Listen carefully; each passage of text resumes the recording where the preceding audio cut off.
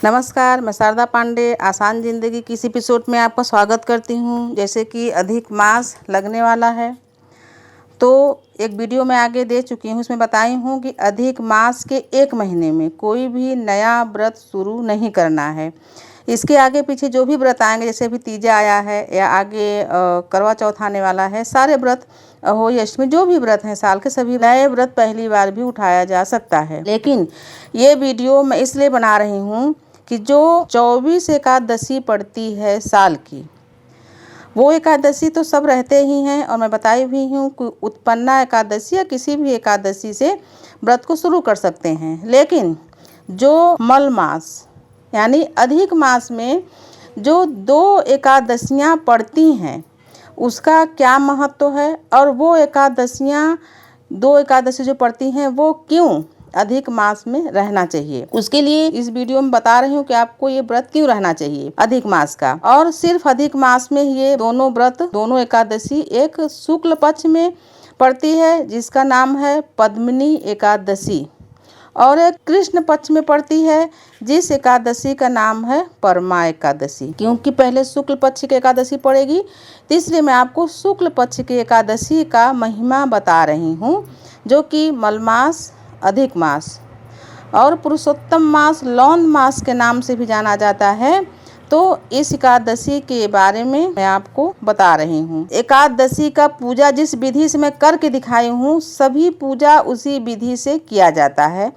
और जो 3 दिन का नियम होता है कि दशमी, एकादशी और द्वादशी, ये सभी एकादशियों में नियम को निभाया जाता है, जो कि आप निराजली एकादशी सर्च करेंगे तो उसमें मैं बताई हूँ कि पारण कैसे करते हैं, जागरण कैसे करते हैं और एकादशी का क्या नियम है, आप उसको भी सर्च करके देख सकती हैं, सुन सकती हैं। तो पद्मिनी एकादशी के बारे में अर्जुन ने कृष्ण से प्रश्न किया कि हे भगवान, अधिक यानी लौन मास, मल मास, पुरुषोत्तम मास की शुक्ल पक्ष की एकादशी के विषय में बताएं। उसका नाम क्या है तथा व्रत की विधि क्या है, इसमें किस देवता की पूजा की जाती है और इसके व्रत से क्या फल मिलता है।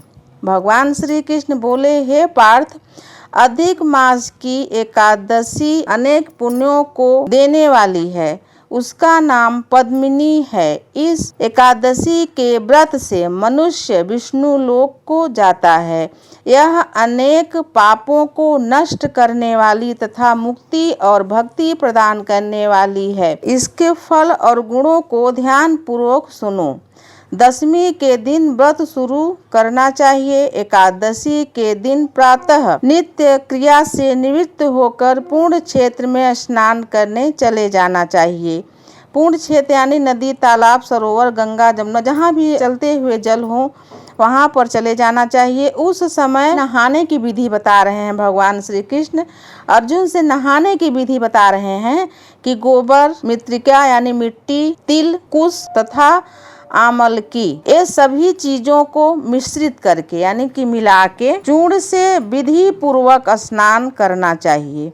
यानी कि हर विधि का, हर चीज का, नहाने का, धोने का, सभी चीजों का विधान होता है। तो भगवान बता रहे हैं कि इन चीजों का मिश्रण करके शरीर में इन्हें लगा के फिर विधि पूर्वक स्नान करना चाहिए। स्नान करने से पहले शरीर में मिट्टी लगाते समय उससे प्रार्थना करनी चाहिए, हे मित्र के, मैं आपको नमस्कार करता हूँ, तुम्हारे स्पर्श से मेरा शरीर पवित्र हो। समस्त औषधियों से पैदा हुए और पृथ्वी को पवित्र करने वाली तुम मुझे शुद्ध करो। ब्रह्मा जी के थूक से पैदा होने वाली तुम मेरे शरीर को छू कर मुझे पवित्र करो। हे शंख, चक्र, गदाधारी, देवों के देव जगन्नाथ, आप मुझे स्नान के लिए आज्ञा दीजिए। यानी ऐसा बोल के फिर स्नान करना चाहिए। इसके उपरांत वरुण मंत्र को जप कर पवित्र तीर्थों के अभाव में, यानी जैसे कि ये सब तीर्थ आपके पास नहीं है, गंगा, जमुना या कोई नदी, सरोवर नहीं है, इन तीर्थों के अभाव में उनका स्मरण करते हुए, यानी वरुण को स्मरण करते हुए किसी तालाब में स्नान करना चाहिए। जैसे तालाब भी नहीं है तो आप घर में भी स्नान कर सकते हैं। स्नान करना चाहिए। करने के पश्चात स्वस्थ सुंदर वस्त्र धारण करके संध्या तर्पण करके मंदिर में जाकर भगवान कि धूप दीप नैवेद्य पुष्प केसर आदि से पूजा करनी चाहिए। उसके उपरांत भगवान के सन्मुख नृत्य गान आदि करें, यानी उत्सव उत्साह मनाएं। भक्त जनों के साथ भगवान के सामने पुराण की कथा सुननी चाहिए, जैसे विष्णु पुराण, भागवत पुराण, कोई भी पुराण हो तो उसकी कथा पढ़नी, सुननी या सुनाना चाहिए। अधिक मास की शुक्ल पक्ष की पद्मिनी एकादशी का व्रत निर्जला रखना चाहिए। यदि मनुष्य में निर्जल रखने की शक्ति न हो तो उसे जल पान या अल्पाहार से व्रत करना चाहिए। रात्रि में जागरण करके नाच और गाना करके भगवान का स्मरण करते रहना चाहिए। प्रतिपहर मनुष्य को भगवान या महादेव की पूजा करनी चाहिए। भगवान श्री हरि विष्णु और महादेव दोनों की पूजा आप एक साथ कर सकते हैं। जैसे कि एकादशी का पूजा भगवान श्री हरि विष्णु के नाम से ही किया जाता है। पहले प्रहर में, यानी अब मैं आपको बता रही हूँ कि जगदीश्वर को किस किस पहर में क्या क्या भोग लगाया जाता है या क्या क्या अर्पण किया जाता है। तो पहले प्रहर में भगवान को नारियल, दूसरे पहर में बिल्व फल यानी बेल का फल, तीसरे पहर में सीताफल जिसको हम शरीफा भी बोलते हैं, और चौथे पहर में सुपारी, जो छोटी सुपारी आती है, सुपारी और नारंगी, ये दोनों एक साथ अर्पण करना चाहिए। इससे पहले यानी ये सब अर्पण करने का जो फल होता है वो बताया जा रहा है। भगवान श्री कृष्ण जी अर्जुन से बताते हैं कि इन चीज़ों को अर्पण करने से फल क्या मिलता है। पहले प्रहर में अग्नि होम का फल, यानी जो हम अग्नि में होम करते हैं, पहले प्रहर में चढ़ाए गए वस्तु का फल अग्नि होम का फल, दूसरे में वाजपेय यज्ञ का फल, तीसरे में अश्वमेघ यज्ञ का फल प्राप्त होता है और चौथे पहर में राजसू यज्ञ का फल मिलता है। इस व्रत से बढ़कर संसार में, यानी सभी व्रतों का जो महिमा हम गाते हैं, तो सभी व्रतों में हम ऐसा कहते हैं कि इस व्रत से बढ़कर संसार में कोई व्रत नहीं है। हम उनको इतना सम्मान देते हैं, इतना आदर करते हैं सभी व्रतों का। तो भगवान केशव बोलते हैं कि इस व्रत से बढ़कर संसार में कोई यज्ञ, तप, दान या पुण्य नहीं है। एकादशी का व्रत करने वाले मनुष्य को समस्त तीर्थों और यज्ञों का फल मिल जाता है। इस तरह से सूर्य उदय तक जागरण करने चाहिए, यानी जो जागरण की विधि है वो सूर्य उदय तक करनी चाहिए। भगवान के पास जहाँ हम भगवान को बैठाए रहते हैं वहाँ भजन कीर्तन, विष्णु सहस्त्र नाम का पाठ, विष्णु पुराण, भागवत, ये सब करते रहना चाहिए। उत्साह से व्रत को करके जागरण करना चाहिए और दीप सदैव उस समय रात्रि को जलते रहना चाहिए। और स्नान करके ब्राह्मणों को, यानी सूर्य उदय के बाद की बात है ये, सूर्य उदय के बाद सुबह स्नान करके ब्राह्मणों को भोजन कराना चाहिए। इस प्रकार से जो मनुष्य विधि पूर्वक भगवान की पूजा तथा व्रत करते हैं उनका जन्म सफल होता है और वे इस लोक में अनेकों सुखों को भोग कर अंत में भगवान विष्णु के परम धाम को जाते हैं। हे पार्थ, मैंने तुम्हें एकादशी के व्रत का पूरा विधान बता दिया। अब जो पद्मिनी एकादशी का भक्ति पूर्वक व्रत कर चुके हैं उनकी कथा कहता हूँ, ध्यान पूर्वक सुनो। यह सुंदर कथा पुलस्त्य मुनि ने नारद जी से कही थी। एक समय कार्तवीर ने रावण को अपने बंदी गृह में बंद कर लिया था। उसे मुनि पुलस्त्य जी ने कार्तवीर से विनय करके छुड़वाया। इस घटना को सुनकर नारद जी ने पुलस्त्य मुनि से पूछा, हे महाराज, उस मायावी रावण को जिसने समस्त देवताओं सहित इंद्र को जीत लिया, कार्तवीर ने किस प्रकार जीता, सो आप मुझे समझाइए। इस पर पुलस्त्य जी ने बोले, हे नारद जी, पहले कीर्तवीर नामक एक राजा राज्य करता था। उस राजा को 100 स्त्रियां थीं।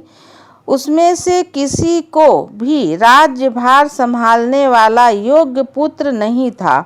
तब राजा ने आदर पूर्वक पंडितों को बुलाया और पुत्र की प्राप्ति के लिए यज्ञ किए, परंतु सब असफल रहे। इस प्रकार दुखी मनुष्य को भोग निरस मालूम पड़ते हैं, उसी प्रकार उसको भी अपना राज्य पुत्र बिना दुखमय प्रतीत होता था। अंत में वह तप के द्वारा ही सिद्धियों को प्राप्त जानकर तपस्या करने के लिए वन को चला गया। उसकी स्त्री भी हरिश्चंद्र की पुत्री प्रमदा वस्त्र अलंकार को त्याग कर अपने पति के साथ गंधमादन पर्वत पर चली गईं।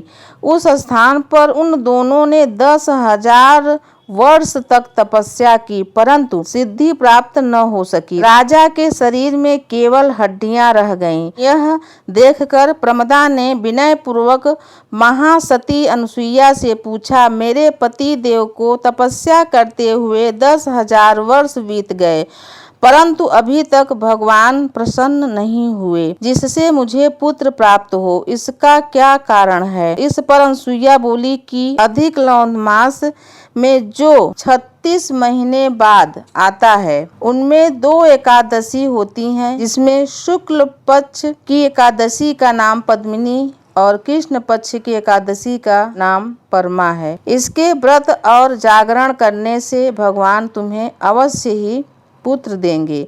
इसके पश्चात अनुसुईया ने व्रत की विधि बताई। रानी ने अनुसुईया की बताई विधि के अनुसार एकादशी का व्रत और रात्रि में जागरण किया।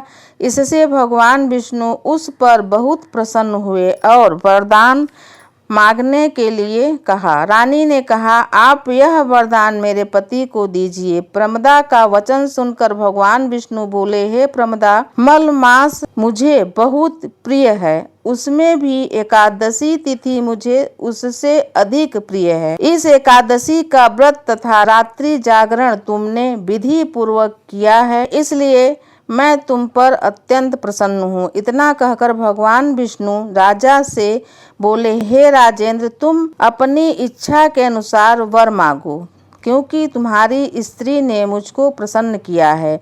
भगवान की मधुर वाणी सुनकर राजा बोले, हे भगवान, आप मुझे सबसे श्रेष्ठ, सबके द्वारा पूजित तथा आपके अतिरिक्त देव, दानव, मनुष्य आदि से अजय उत्तम पुत्र दीजिए। भगवान तथास्तु कहकर अंतर्ध्यान हो गए। उसके बाद वे दोनों अपने राज्य को वापस आ गए। उन्हीं के यहाँ कार्तवीर उत्पन्न हुए थे। वे भगवान के अतिरिक्त सबसे अजय थे। उन्होंने रावण को जीत लिया था। यह सब पद्मिनी के व्रत का प्रभाव था। इतना कहकर पुलस्त्य जी वहां से चले गए। भगवान श्री कृष्ण ने कहा, हे पांडुनंदन अर्जुन, यह अधिक लौंद मास पुरुषोत्तम मास के शुक्ल पक्ष की एकादशी का व्रत कथा है। जो मनुष्य इस व्रत को करता है वह विष्णु लोक को जाता है। ऐसा भगवान श्री कृष्ण ने अर्जुन से बताया। तो मैं आपको बताना चाहती हूँ, जो हमारी बहनें हमसे प्रश्न करती हैं कि वो पुत्र प्राप्ति के लिए यानी कि संतान प्राप्ति के लिए कौन सा व्रत करें, तो मैं कईयों व्रत उनको बताती हूँ। जैसे कि संतान सप्तमी का व्रत शुरू करने के लिए बोलती हूँ।